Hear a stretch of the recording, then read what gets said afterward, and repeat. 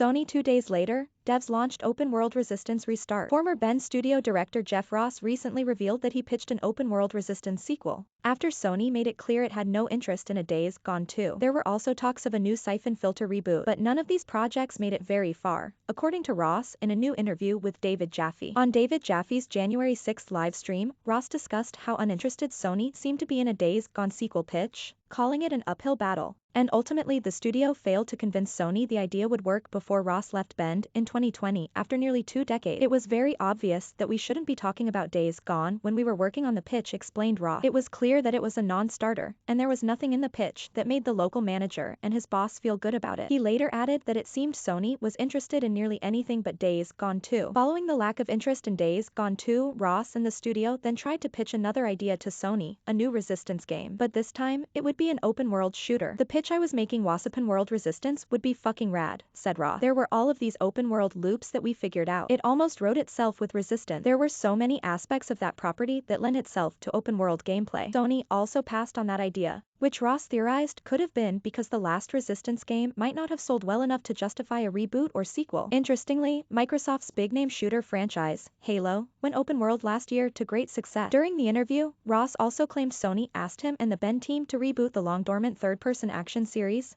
Syphon Filter. However, Ross didn't feel like this was a genuine plan at the time. It was almost like a keep them busy type of question. Hey, guys, why don't you come up with something for Syphon Filter while we figure out what we're confident in pitching?